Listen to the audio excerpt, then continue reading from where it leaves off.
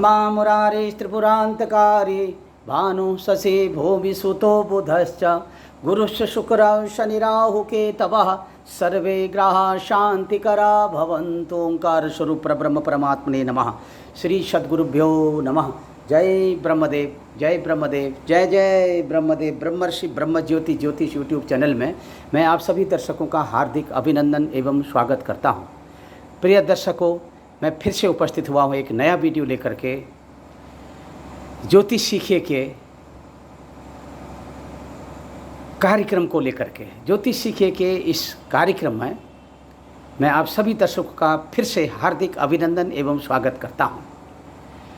विशेष करके उन लोगों के लिए भी जो ज्योतिष संबंधी ज्ञान अर्जित कर रहे हैं और हमारे ब्रह्म ज्योति ज्योतिष यूट्यूब चैनल के माध्यम से ज्योतिषीय विद्या को सीख रहे हैं, ज्योतिष के विद्यार्थी बन करके, उनको भी मेरा बहुत बहुत आशीर्वाद। तो दर्शकों, आज आपके सामने मैं जो वीडियो लेकर के आ रहा हूं, आशा करता हूं कि आपको हमारी ये वीडियो बहुत अच्छी लगेगी और हमारी वीडियो आप चाहते हैं कि आप तक जैसे ही हम यहाँ अपलोड करते हैं वैसे ही उसी क्षण हमारी वीडियो आप तक पहुँच जाए। तो आप ज़रूर हमारे ब्रह्म ज्योति ज्योतिष यूट्यूब चैनल को सब्सक्राइब करिए और लाइक करिए और शेयर करिए। तो दर्शकों, मैं यहाँ पर आपको आज एक महत्वपूर्ण बात बता रहा हूँ ज्योतिष विषय में प्रवेश करने के लिए। ज्योतिष विषय में प्रवेश करने के लिए जो मैं आपको महत्वपूर्ण जो आपको बात बता रहा हूँ कि आप किसी भी जातक की कुंडली, चाहे वो जातक किसी भी प्रदेश का हो, उस प्रदेश में किसी भी ज़िले का हो और उस ज़िले के अंतर्गत जहाँ कहीं भी उसका जन्म हुआ हो, उस स्थान को, उस जातक के जन्म समय और जन्म स्थान और जन्म का जो ईस्वी सन है, उसके आधार पर आपने उस स्थान के ग्रह स्पष्ट करने हैं जहाँ उसका जन्म हुआ है। अब उस स्थान के ग्रह स्पष्ट आप कैसे करेंगे, ग्रहों का स्पष्ट आप किस तरह से करेंगे और कैसे करेंगे, ये आपने सीखना है। क्योंकि आपको ग्रह स्पष्ट चाहिए उस स्थान के जिस स्थान में उस बच्चे का जन्म हुआ है या आपका स्वयं का जन्म जहाँ हुआ है वहाँ के ग्रह स्पष्ट चाहिए, वहाँ के ग्रह स्पष्ट चाहिए आपको और उसी स्थान की लगन भी चाहिए और उसी स्थान की लगन के आधार पर आगे जो हम और अन्य जो कुंडलियों का निर्माण करते हैं वो सब उसी स्थान का लग्न आधार मान करके, उस स्थान के इष्ट को आधार मान करके, उसी इष्ट के आधार पर ग्रहों का स्पष्टीकरण किया जाता है, जिससे आप जहाँ पर बच्चे का जन्म हुआ है, अब वहाँ पर जहाँ बच्चे का जन्म हुआ है भूमंडल में, जिस स्थान पर भी, जिस देश में, जिस प्रदेश में, और चाहे अपने ही स्वदेश में, जिस प्रदेश में, जिस ज़िले में, और चाहे वो गांव घर हो, चाहे वो शहर हो, कहीं पर भी, तो उस स्थान का आपको सूर्योदय लेना होगा। स्थानीय सूर्योदय, स्थानीय सूर्योदय यदि आप नहीं प्रयोग में ला रहे हैं तो कहीं न कहीं आपकी गणित में दोष आ सकता है। अगर पंचांग में आप जिस स्थान का पंचांग अपने प्रयोग में ला रहे हैं, आप सबसे पहले देखिए कि वह पंचांग कहाँ का बना हुआ है। यदि वो पंचांग वाराणसी का है और वाराणसी के आसपास क्षेत्रों में आपका जन्म हुआ है अथवा उस जातक का जन्म हुआ है जिसकी कि आप जन्म पत्रिका बनाना चाह रहे हैं, तो आप सीधे सीधे अपने नज़दीक वाराणसी का ही पंचांग प्रयोग में लाएंगे। उसी पंचांग के आधार पर आप उस जातक के जन्मकालिक ग्रहों को स्पष्ट करेंगे। जन्मकालिक ग्रह स्पष्ट करने बहुत ज़रूरी होते हैं। जब तक आप जन्म समय के ग्रहों को स्पष्ट नहीं करेंगे तब तक आप ग्रहों का सही मापदंड, यानी कि उनकी क्या स्थिति थी जन्म के समय में, कितनी डिग्री में कौन सा ग्रह चल रहा था उस समय, जिस समय की जातक का जन्म हुआ, तो उसके आधार पर आप कुंडली का निर्माण करेंगे। अब बहुत से पंचांग ऐसे हैं, आपका जन्म जो है उदाहरण के तौर पर हैदराबाद में हुआ, हैदराबाद से भी आसपास कोई नया पंचांग या कोई बहुत पहले से पंचांग निकलता होगा, उस पंचांग को अपने प्रयोग में लाएं। बहुत से ऐसे स्थान हैं जहां पंचांग निर्माण या पंचांग के जो कर्ता हैं वो वहां पर उपलब्ध नहीं हैं। ऐसी परिस्थिति में आप कहाँ का पंचांग प्रयोग में लाएंगे? आप देखेंगे कि जिस स्थान पर आप रहते हैं आपके स्थान से कौन सा पंचांग ऐसा है जो आपके स्थान से बहुत करीब नज़दीकी से निकलता हो, चाहे वो उत्तराखंड से निकलता हो, चाहे न्यू दिल्ली से निकलता हो, चाहे करनाल हरियाणा से निकलता हो, चाहे शताब्दी पंचांग है जैसे नवलगढ़ से निकलता है राजस्थान से।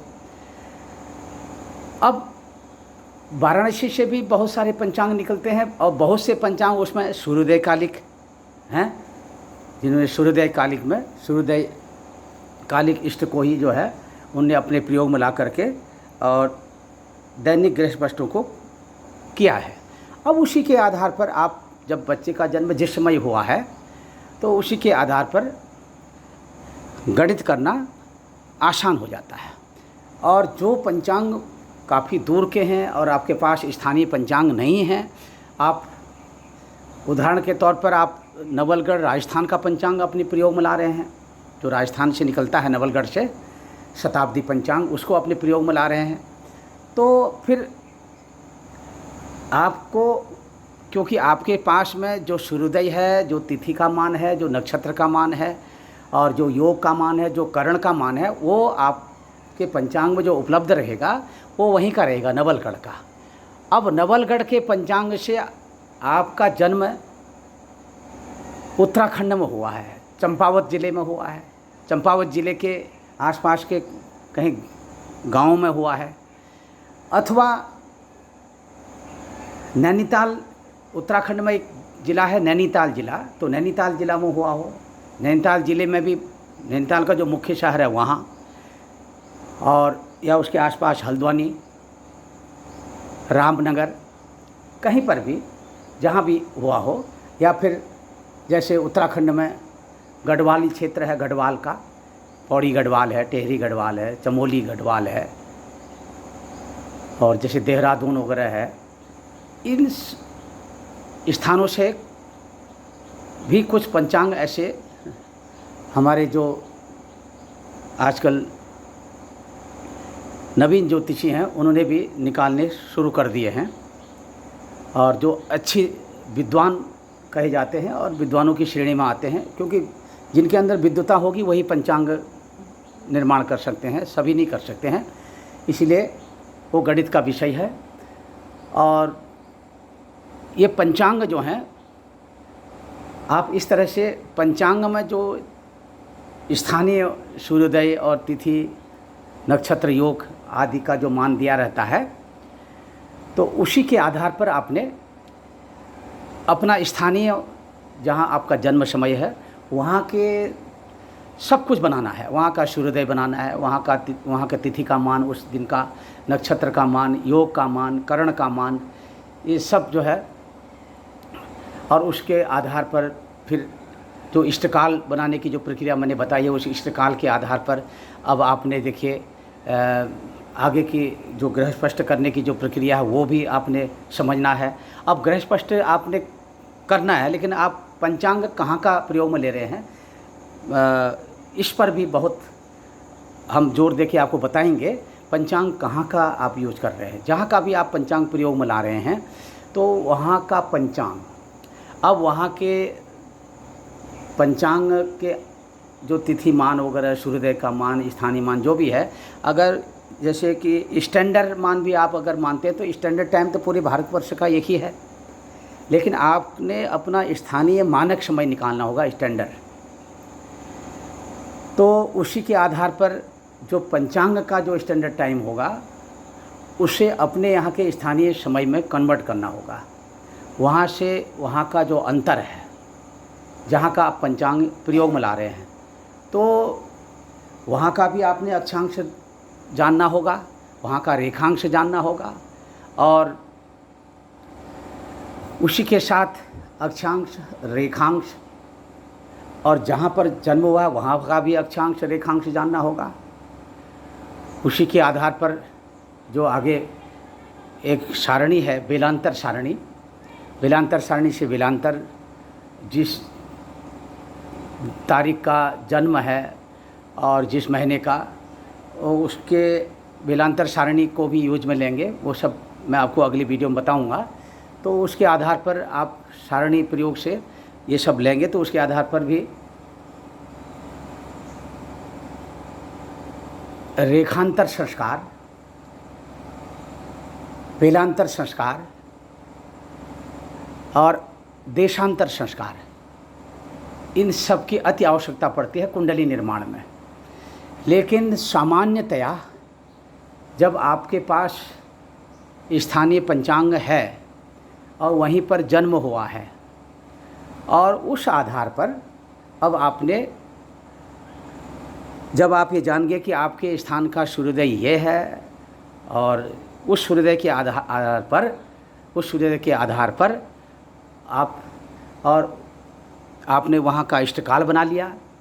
अब इष्टकाल के आधार पर अब आपने अब ये देखना है कि पंचांगकार ने, क्योंकि पंचांग जो बने होते हैं, जैसे मैंने बताया अभी कि बहुत से पंचांग हैं जो सूर्योदय कालिक होते हैं, बहुत से पंचांग होते हैं जिनमें पंक्ति जो है मिश्रमान कालिक पंक्ति होती है, यानी कि रात्रि में 23 बजे के भी होते हैं, और उसके बाद फिर जो है रात्रि 2 बजे के भी होते हैं, 2 बजे का इष्ट लेकर के, 4 बजे का इष्ट लेकर के, सुबह 5:30 बजे का इष्ट के लेकर के, यानी कि बहुत से पंचांगों में स्पष्ट लिखा रहता है कि ये जो है मिश्रमान कालिक पंचांग, और घट्यादि इतना कुछ पंचांग में लिखा रहता है कि ये 32 घटी या 46 घटी या जो है 56 घटी, 58 घटी इष्ट काल को मान करके ये पाक्षिक, यानी कि पक्ष में, एक पक्ष में, शुक्ल पक्ष में अथवा कृष्ण पक्ष में, प्रत्येक पक्ष में 2 बार, प्रत्येक पक्ष में 2 बार, यानी कि एक अष्टमी तिथि कृष्ण पक्ष की और अमावस्या तिथि कृष्ण पक्ष की। तो इन 2 तिथियों के ग्रहस्पष्ट प्रायः पंचांगों में बने रहते हैं। वैसे ही शुक्ल पक्ष में भी, जैसे चैत्र शुक्ल पक्ष ले लीजिए, चैत्र शुक्ल पक्ष की प्रतिपदा के दिन को हमारा जो है नूतन वर्ष मानते हैं, नव वर्ष मानते हैं, चैत्र शुक्ल पक्ष। प्रत्येक साल जो है जो चैत्र शुक्ल पक्ष की प्रतिपदा होती है, जिस दिन से चैत्र के जो नवरात्र जो हैं, वासंतिक नवरात्र कहते हैं उसको, वासंतिक नवरात्र जिस दिन से प्रारंभ होते हैं, चैत्र शुक्ल पक्ष की प्रतिपदा के दिन से हमारा जो है ये नया संवत्सर जो लगता है, वो हम जो है अपना नव वर्ष मानते हैं, और इसी दिन को हम जो है अपना नव वर्ष के रूप में मनाते हैं। और चैत्र शुक्ल पक्ष की अष्टमी के दिन आप देखेंगे पंचांग में, जो पंचांगकर्ता जो ग्रहस्पष्ट किए रहते हैं, अष्टमी के दिन के किसी भी इष्ट को मान करके या किसी भी समय, विशेष समय को लेकर के वो अष्टमी के दिन के ग्रहस्पष्ट अपने पंचांग में दर्शाए रहते हैं। और उसी के आधार पर चैत्र शुक्ल पक्ष की पूर्णिमा के दिन के भी किसी भी समय को लेकर के उसको इष्ट मान करके और ग्रहस्पष्टों को दर्शाए रहते हैं। तो अब देखिए यहाँ पर चैत्र शुक्ल पक्ष के बाद फिर आपका वैशाख कृष्ण पक्ष है। वैशाख कृष्ण पक्ष में, वैशाख कृष्ण पक्ष की अष्टमी के दिन के, जो अष्टमी के तिथि के दिन किसी भी समय का इष्ट मान करके ग्रहस्पष्टों को दर्शाए रहते हैं। और वैशाख कृष्ण पक्ष अमावस्या के दिन के भी किसी भी समय के इष्ट को लेकर के अपने पंचांग में पंचांगकार ग्रहस्पष्टों को दर्शाए रहते हैं। तो दर्शकों जिस इष्टकाल को मान करके वो पंचांग में ग्रहस्पष्टों को दर्शाए रहते हैं, उसी इष्टकाल का नाम है पंक्ति का काल, उसको कहते हैं पंक्ति। अब पंक्ति का काल जो है, अब इस पंक्ति का जो प्रयोग है वो कहाँ पर कैसे लाया जाता है। दर्शकों, यहाँ पर मैं आपको बताना चाहूँगा कि ये पंक्ति का काल और जो इष्ट का काल है, इष्ट काल है आपके जन्म समय का जो इष्ट काल है, और ये पंक्ति का काल है, इन दोनों का जो तालमेल है, इन दोनों का जो है अंतर करने से, पंक्ति के काल में से इष्ट काल या इष्ट के काल में से पंक्ति का काल घटाने से ही धन चालन अथवा ऋण चालन बनता है। अब इसी को कहते हैं, जो पंक्ति के काल और इष्ट के काल के दोनों का अंतर करने से जो निकलता है, क्या निकलता है, ग्रहस्पष्ट करने के लिए हमें चालन की आवश्यकता पड़ती है। तो इसीलिए उस पंक्ति के काल का प्रयोग हम पंक्ति के काल, यानी पंक्ति का काल मतलब जिस समय पंचांगकर्ता ने अपने पंचांग में, अब जिस दिन की आपने जन्म पत्रिका बनानी है, जिस दिन जातक का जन्म हुआ है, उस पंचांग को आपने अपने सामने रखना है, और उस पंचांग के दिन के उस दिन की तिथि को, जिस तिथि में उस जातक का जन्म हुआ है, उस तिथि का जो मतलब यानी कि पंचांग उस पक्ष का, उस महीने का, उस तिथि का, उस तिथि के दिन के जो तिथि के घटिपल यानी नक्षत्र के घटिपल, योग के घटिपल, करण के घटिपल जो उसमें विद्यमान हैं, उसी को आधार मान करके आपने उस जिस जातक की कुंडली आप बना रहे हैं, उस जातक की कुंडली में उस दिन के स्थानीय यानी कि वहाँ का सूर्योदय, वहाँ का तिथि का मान, वहाँ का नक्षत्र का मान, वहाँ का योग का मान, वहाँ का करण का मान, वो सब आपने उसके आधार पर दर्शाना है, गणितीय क्रिया के आधार पर अब गणित करना है। तो अब यहाँ पर देखिए, अभी मैंने आपको बताया वो पंक्ति यानी कि पंचांग, पाक्षिक पंचांग होते हैं। एक पक्ष में शुक्ल पक्ष में, कृष्ण पक्ष में, एक पक्ष में जो है दो यानी कि एक अष्टमी के दिन के ग्रह स्पष्ट रहते हैं और एक अमावस्या के दिन के रहते हैं, और शुक्ल पक्ष में अष्टमी के दिन के और पूर्णिमा के दिन के ग्रह स्पष्ट रहते हैं। और जिस समय के वो ग्रह स्पष्ट होते हैं उस समय को ही पंक्ति का समय कहते हैं। उस पंक्ति के समय को आधार मान करके, वही मुख्य आधार मान करके अब हम क्या करते हैं, हमारा जो जहाँ का मतलब जन्म हुआ है जातक का, जिसकी हम जन्म पत्रिका का निर्माण कर रहे हैं, उसका जो वहाँ का इष्टकाल हमने बनाया अपने इस तरह से देशांतर संस्कार करके और बेलांतर संस्कार करके, ये अलग अलग प्रयोग में आते हैं। बेलांतर संस्कार अलग प्रयोग में आता है और ये देशांतर संस्कार अलग उसमें आता है। रेखांशों का अंतर जो है, और जो है उसके आगे और भी जो है चर निकालते हैं, चरों का अंतर करते हैं, जिसे चरांतर कहते हैं। तो अब हमने यहाँ पर मुख्यतः जो है ये सब बनाने के बाद हमारा जो देशांतर संस्कार करने के बाद जो आता है, उसको हम ये अपने उस पंचांग में पूर्वे धनम पश्चिमे ऋणम करके एक सूत्र है। अगर जहाँ का पंचांग है, जहाँ का आप पंचांग प्रयोग में ला रहे हैं, वहाँ से यानी कि आपका जहाँ जन्म हुआ है जातक का, उस जन्म समय से अगर पंचांग आप जो प्रयोग में ला रहे हैं,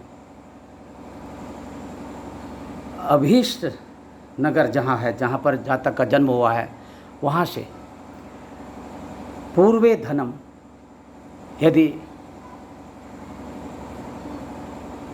जातक का वो अभीष्ट नगर जहाँ का पंचांग है, वहाँ से जन्म जो है आपका पूरब में हुआ है तो आपको धन संस्कार करना पड़ेगा। अगर पश्चिम में हुआ है तो ऋण संस्कार करना पड़ेगा। तो ये सब, इन सब बातों का ध्यान देना है। पूर्वे धनम पश्चिमे ऋणम, तो ये एक एक करके मैं आपको समझाऊंगा। यहाँ पर मेरा जो मुख्य आज आपको समझाने का जो जो सब्जेक्ट है वो है पंक्ति, और पंक्ति से, और एक तो हो गया इष्टकाल। इष्टकाल मैंने आपको बनाना सिखा दिया है, इष्टकाल की वीडियो भी भेज दी है। और पंक्ति का काल और इष्ट का काल, और इष्टकाल अथवा पंक्ति का काल। तो यहाँ पर है पंक्ति श्रेष्ठात् भवेद अग्रे पंक्त्यामिष्टम विशोदयेत् तच्चालनम ऋणम ज्ञेयम व्यत्यये व्यत्ययम विदुः। तो दर्शकों, आप कैसे ग्रहस्पष्ट करने के लिए कैसे आप निकालेंगे चालन।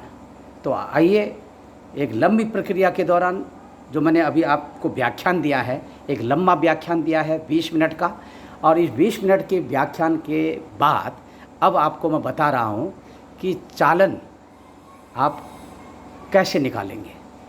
एक उदाहरण के तौर पर देखिए, चालन की जो प्रक्रिया है इसे कहते हैं, यहाँ पर मैंने लिखा हुआ है चालन। ज्योतिष सीखे के इस कार्यक्रम में अभी देखिए, अब आप सीख रहे हैं चालन निकालना। चालन जो है, अभी तक मैंने आपको बताया पंक्ति का काल। पंक्ति कहते हैं, जैसे पंचांग में पंक्ति लिखी जाती है। पंचांग में एक पक्ष में, चाहे कृष्ण पक्ष हो चाहे शुक्ल पक्ष हो, एक पक्ष में 2 बार के ग्रह स्पष्ट दे रहते हैं प्रत्येक पक्ष में। तो आपने अपने नज़दीक, आपने अपने यानी कि उस पंचांग में वो तारीख, वो तिथि, वो नक्षत्र, वो योग, वो करण का मान देखना है पंचांग में, जिस दिन आप, जिस जातक का जन्म जिस दिन हुआ है। तो उदाहरण के तौर पर यहाँ पर 46 46 देखिए, ये है घटी, 46 घटी, 46 घटी। अब इस 46 घटी, और ये नीचे में हमने लिख दिया 28 पला। 46 घटी 28 पला, इस तरह से भी आप लिख सकते हैं। और दूसरा, आप घटी पला को ऐसे भी लिख सकते हैं। देखिए 46 घटी, यहाँ पर एक डंडी खींच दीजिए, और ये 28 पला, ये है घटी और ये है पला। ये 46 घटी 28 पला यानी कि रात्रि इष्ट है। ये रात्रि इष्ट है। और पंचांग में, पंचांग में देखिए, पंचांग का रात्रि इष्ट है। जिस समय पंचांग काट ले अपने पंचांग में, इस इष्ट को लेकर के ग्रहों का स्पष्टीकरण किया है। अब आपका अपना जो इष्ट काल है,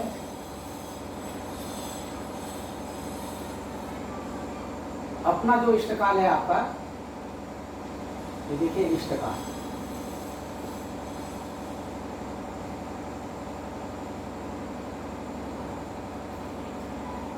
अब आपके पंचांग में इष्ट का, अपने पंचांग का के जो पंचांग में ग्रह स्पष्ट हैं वो रात्रि के हैं। देखिए, अब ये इसी को कहते हैं मिश्रमान काल।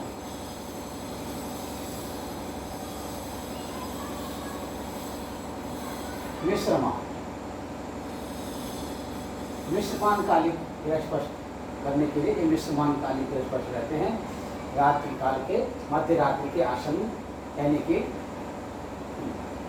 12 बजे के और 2 बजे के रात्रि काल में, उस समय के ग्रह स्पष्ट पंचांग में दे रहते हैं।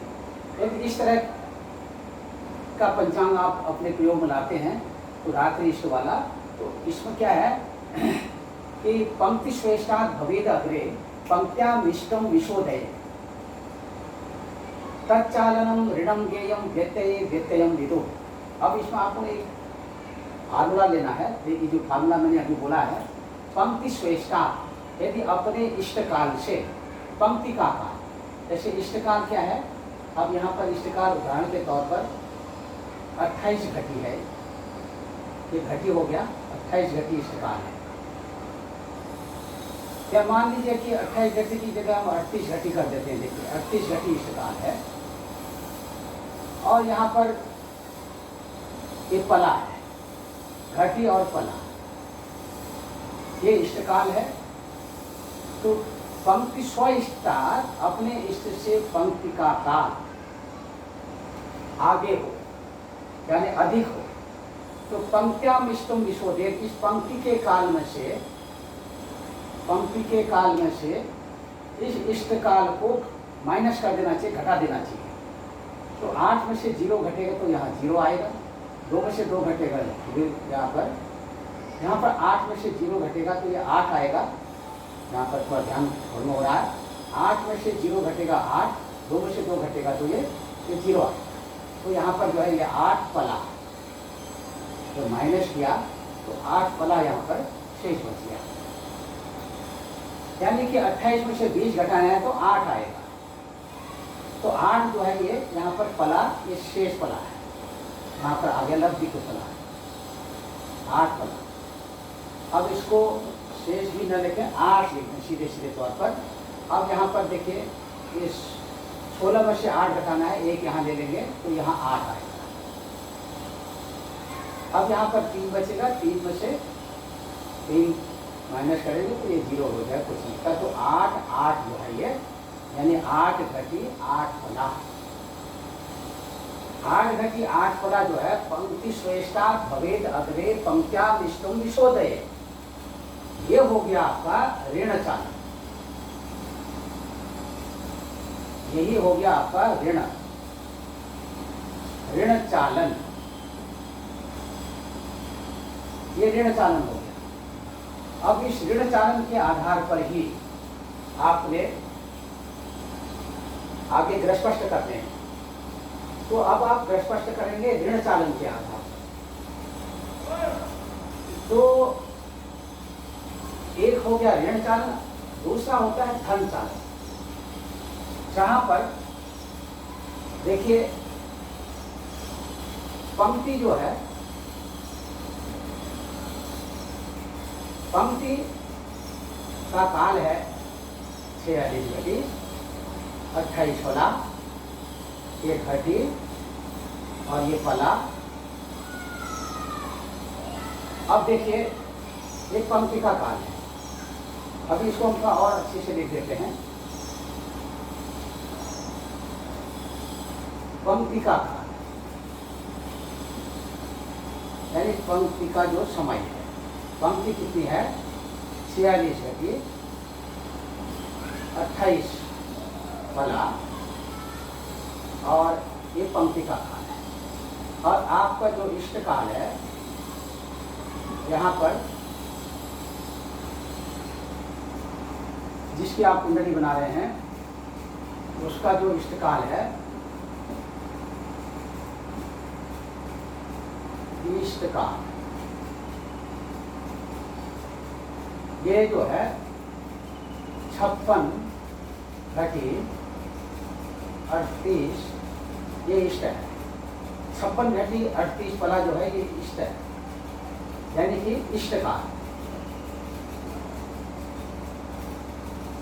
इष्ट काल का मतलब हो गया, यानी कि इस 56 घटी में 38 पला में जातक का जन्म हुआ। अभी यहाँ पर एक उदाहरण मैं दे रहा हूँ, इसलिए आप जन्म आप कहीं का भी ले सकते हैं। जन्म आप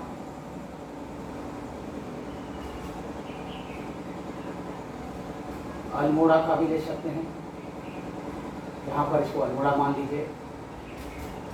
और अल्मोड़े की जगह में आप इसी को चंपावत का भी मान सकते हैं। चंपावत ये उत्तराखंड में, उत्तराखंड चंपावत जिला है। तो वहाँ का ये इष्ट है और ये पंचांग जो है दूसरी स्थान का है। अब वहाँ का पंक्ति आप ले रहे हैं जहाँ का पंचांग है, उसमें जो गृहस्पष्ट हैं वो रात्रिकालिक है, निस्मान कालिक, और जन्म हो रहा है 56 घटी 38 फला में। और पंचांग में जो इष्टकाल है, पंक्ति का जो काल है, पंक्ति का जो इष्ट है 46 घटी 28 फला है।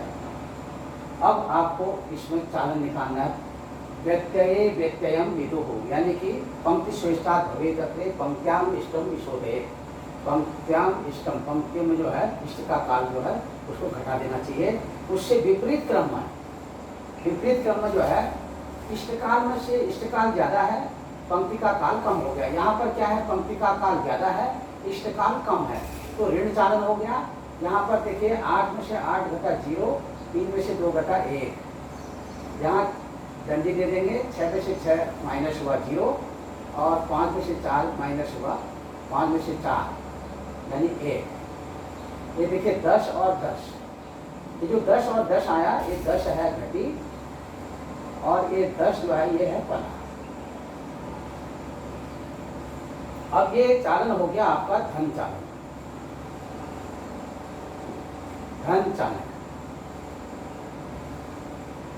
ये हो गया धन चालन घटी, यानी कि धन चालन ये घटी 10 घटी 10 फला, 10 घटी 10 फला और 8 घटी 8 फला। यहाँ पर इष्टकाल कम है, पंक्ति का काल ज़्यादा है। पंक्ति के काल से जब इष्टकाल को हम माइनस करते हैं तो ऋण चालन बनता है, और जब इष्ट के काल में से इष्ट का काल अधिक हो, मतलब इष्ट काल आगे का हो, आगे का,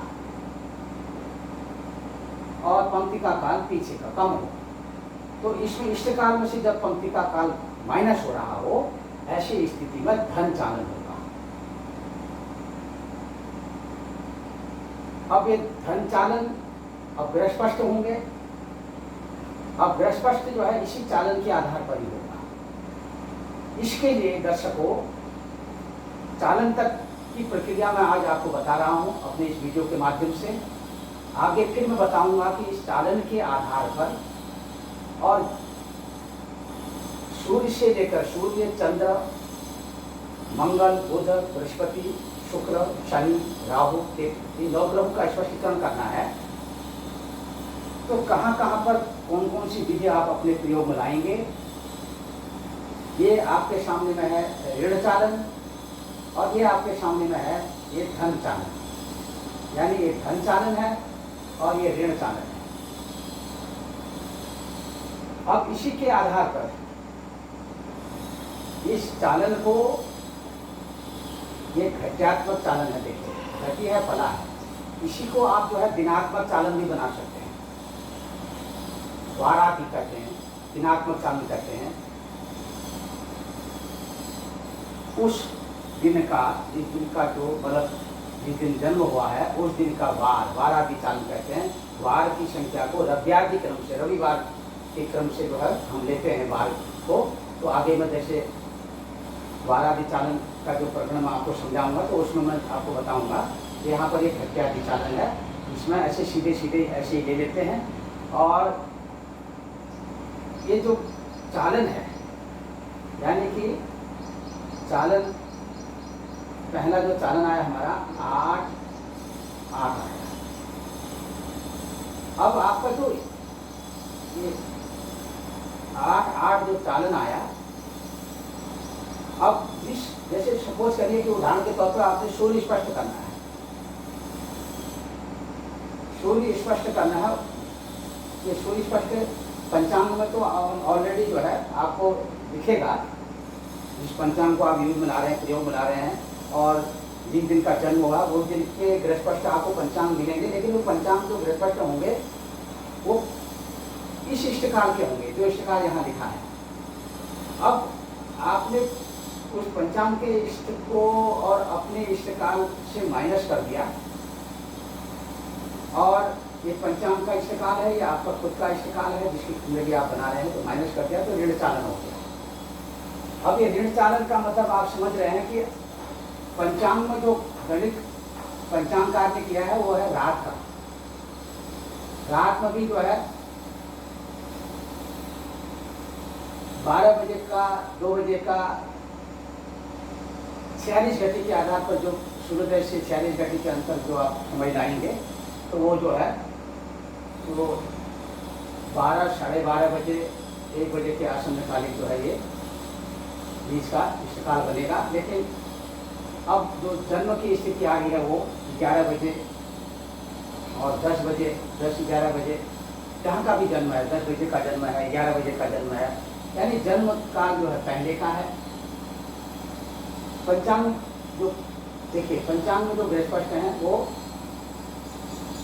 और आगे के हैं। अब आपने 38 घटी इष्टकाल आपका है और 20 वाला 38 घटी इष्टकाल के आधार पर आपने अब उस व्यक्ति जिस जातक की कुंडली आप बना रहे हैं, चाहे अपनी खुद की कुंडली भी बना रहे हैं, चाहे जिसकी भी कुंडली बना रहे हैं आप, उसका ये जन्म कार्य इष्ट है, इस समय के ग्रह स्पष्ट करने हैं आपने। ये तो है बहुत आगे के 46 घटी के हैं, ये है 38 घटी के, यानी कि 8 घटी का ये बीच का अंतर है, ये बीच का अंतर है।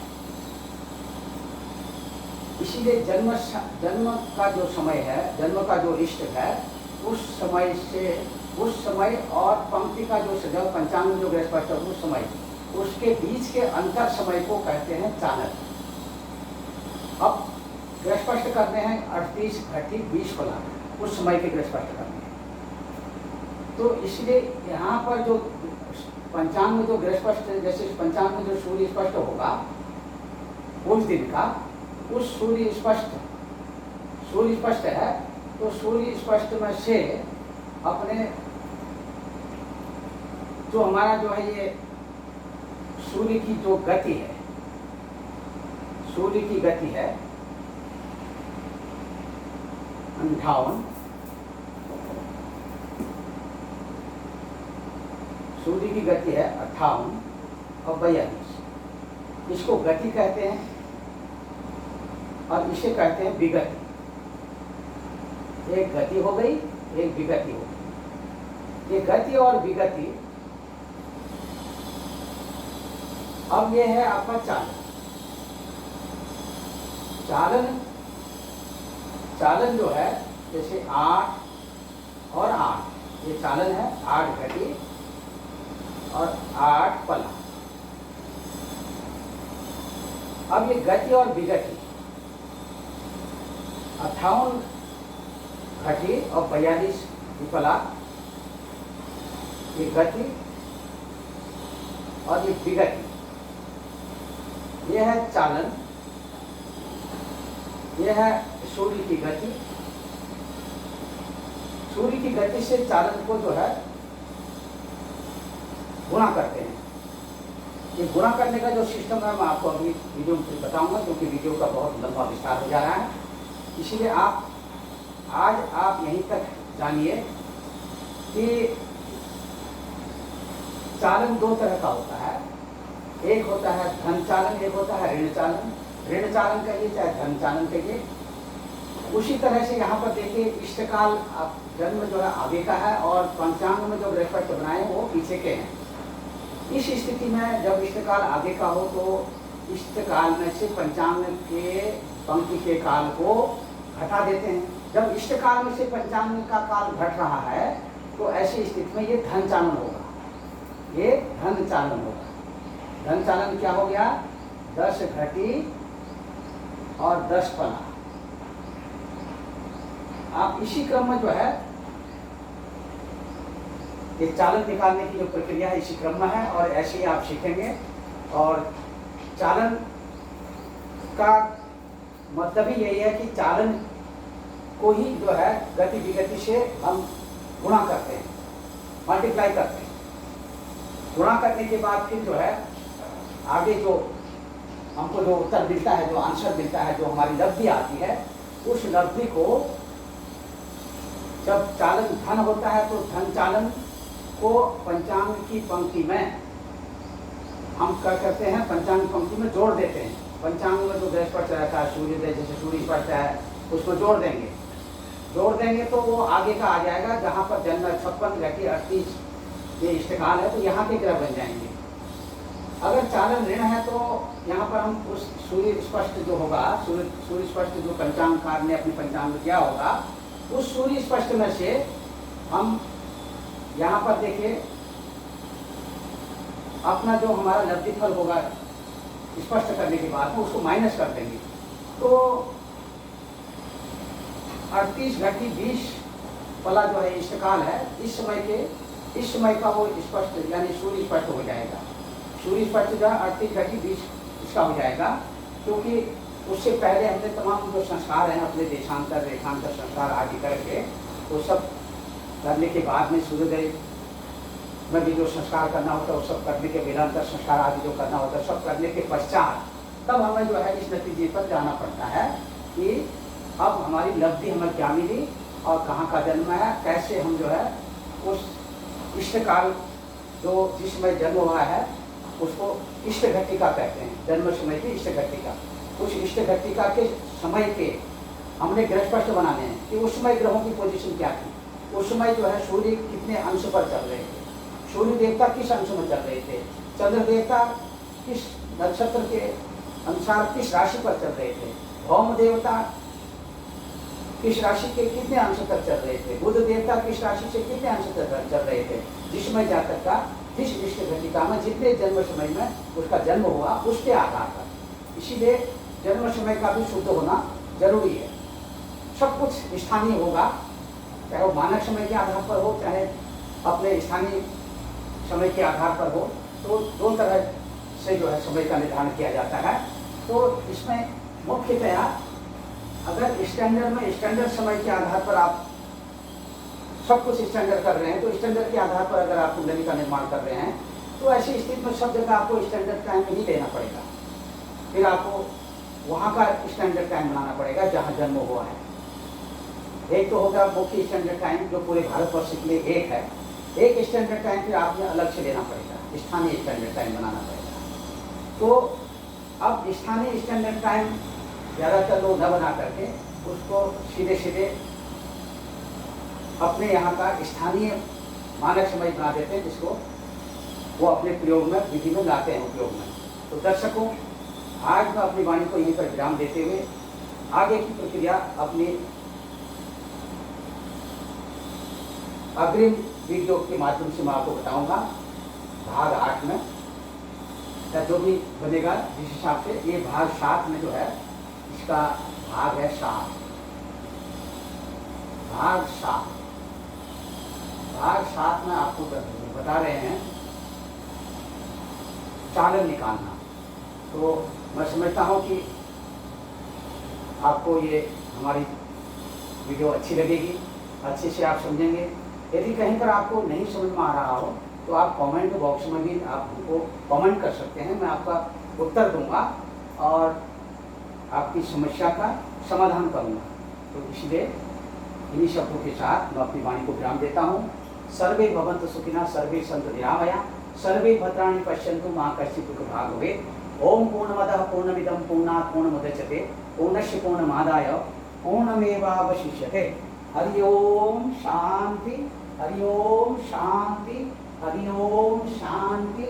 जय ब्रह्मदेव, जय ब्रह्मदेव, जय जय ब्रह्मदेव।